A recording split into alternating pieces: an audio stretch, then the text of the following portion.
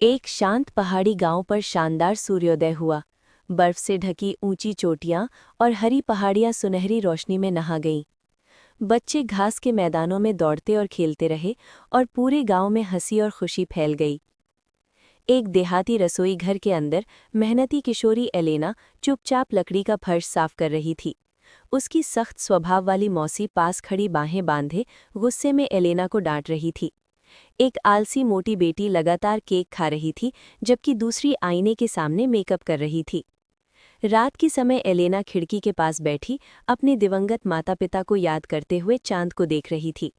अचानक उसके चारों ओर नरम जादुई रोशनी फैल गई और उसके पीछे सुंदर चांदी जैसे परी के पंख दिखाई देने लगे। एलेना को अपनी छिपी जादुई शक्तियों का पता चला और उसने वादा किया कि वो उन्हें दूसरों की मदद के लिए इस्तेमाल करेगी। एक अंधेरे जंगल में बने टेढ़े मेढ़े घर में एक दुष्ट जादूगरनी क्रिस्टल बॉल के जरिए एलेना को देख रही थी। धूप से चमकते हरे मैदान में एलेना बच्चों के साथ खुशी से पत्थरों से छोटे घर बनाने में मदद कर रही थी। बच्चे हंसते हुए हरे मैदानों में दौड़ रहे थे, जबकि एलेना उन्हें प्यार से देख रही थी। एक पेड़ के पीछे छिपी बूढ़ी जादूगरनी बच्चों की खुशी को गुस्से और जलन से देख रही थी।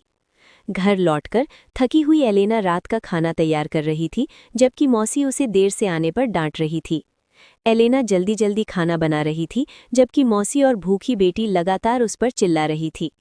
दूसरी बेटी आईने के सामने मेकअप करते हुए एलेना को अपने कपड़े इस्त्री करने का आदेश दे रही थी। थकी हुई एलेना कपड़े इस्त्री कर रही थी, जबकि मौसी उसे खाना न देने की धमकी दे रही थी।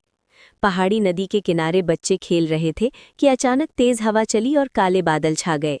अचानक एक छोटा लड़का फिसलकर चट्टान से नदी के तेज बहाव में गिर गया। एलेना अपने चमकते हुए परी के पंखों के साथ नदी के ऊपर उड़ती हुई दिखाई दी। उसने लड़के को सुरक्षित रूप से पानी से बाहर निकाल लिया और धीरे धीरे तूफानी बादल छटने लगे। बच्चे खुशी से ताली बजा रहे थे और एलेना को गले लगाकर उसका धन्यवाद कर रहे थे। दुष्ट जादूगरनी क्रिस्टल बॉल में ये सब देखकर गुस्से और जलन से भर गई।